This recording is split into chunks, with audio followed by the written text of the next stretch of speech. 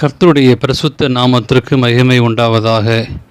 இந்த காலவேளை உங்கள் அனைவரையும் ஆண்டவராகிய இயேசு கிறிஸ்துவின் இன்ப நாமத்தில் உங்களை அன்போடு வாழ்த்தி வரவேற்கிறேன். விண்துளிகள் வாயிலாக இந்த நாளிலே சந்திப்பதிலே மிகுந்த மகிழ்ச்சி அடைகிறேன். இந்த நாளின் செய்தியின் தலைப்பானது சபை வீழ்ச்சியடையாது. மத்தேயு 16ஆம் அதிகாரம் 18ஆம் வாக்கியம் சொல்கிறது, இந்த கல்லின் மேல் என் சபையை கட்டுவேன், பாதாளத்தின் வாசல் அதை மேற்கொள்வதில்லை.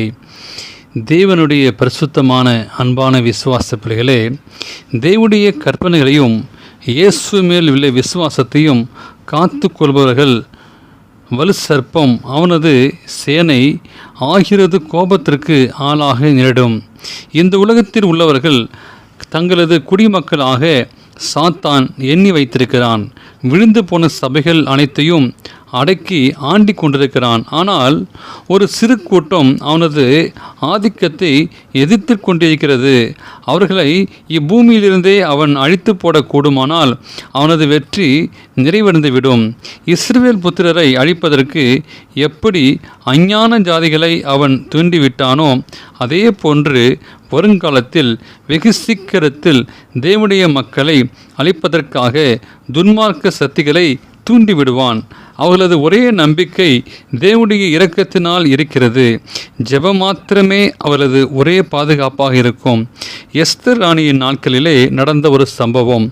தேவனுடைய மக்களுக்கு வந்த கொடிய அனுபவங்கள் தனிப்பட்ட விதத்தில் அந்த காலத்திற்கு மட்டும் உரியதல்ல.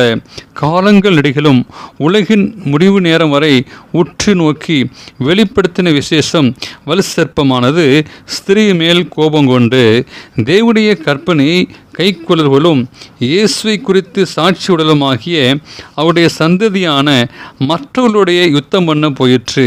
வெளிப்படுத்தல் 12:17 வாசிக்கிறோம்.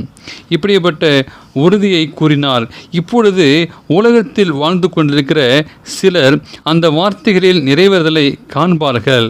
சாத்தானுக்கு அவருடைய காலம் குறுகி கொண்டிருக்கிறதால் அவருடைய கோபத்தின் உக்கிரமும் அதிகரித்து கொண்டிருக்கிறது.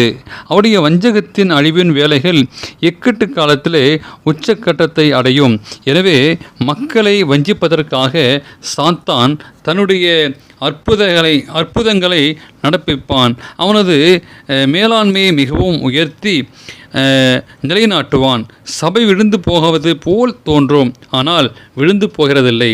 சீயோனில் பாவிகள் அருமையான கோதுமை மணி என்று பதர் நீக்கப்பட்டு படுவதால் சலிக்கப்பட்டு வெளியேற்றப்படுவார்கள். சபை நிலைத்திருக்கும். இது ஒரு பயங்கரமான கடுமையான சோதனை நேரமாகும். எனினும் இக்காரியம் நடைபெற்றே ஆக வேண்டும். ஆட்டுக்குட்டியானவரின் இரத்தத்தினாலே தொடர்ந்து வெற்றி சிறந்தவர்கள் ரட்சிக்கப்படுவார்கள். இவரது சாட்சிகள் வசனமானது உண்மையும் உத்தமமாக இருக்கும். பாவத்தின் மூலமாக கரையின்றி அவர்கள் காணப்படுவார்கள். அவரது வாய்களில் கபடம் இருப்பதில்லை. ஒரு தாய் கூட தன் பாலகனை மறக்கலாம், ஆனால் நான் உன்னை மறப்பதில்லை என்று வேதம் கூறுகிறது. தேவன் தனது பிள்ளைகளை மென்மையான உள்ளார்ந்த ஆர்வமுள்ள அக்கறையோடு நினைத்து பார்க்கிறார். அவரது பராமரிப்பில் இருக்கும் பிள்ளைகளை ஒருபோதும் மறக்காமல் இருக்கத்தக்க தனக்கு முன்பாக ஒரு ஞாபக புஸ்தகத்தை வைத்திருக்கிறார். சங்கீதம் 146:8 வாசிக்கிறோம், மடங்கடிக்கப்பட்டவர்களை கர்த்தர் தூக்கி விடுகிறார், நீதிமான்களை கர்த்தர் சிநேகிக்கிறார். எனவே தேவனுக்கு பிரியமான அன்பான பிள்ளைகளே, இந்த நாளின் சத்தியத்தை கேட்டு உங்களை ஆண்டவர் பலப்படுத்துவார். ஒரு நாளும் சபை வீழ்ச்சியடையாது. நமக்கு கொடுக்கப்பட்ட சத்தியத்திலே நீங்களானும் சாட்சியாக வாழ்வோம். தேவன் உங்களை ஆசீர்வதிப்பார்.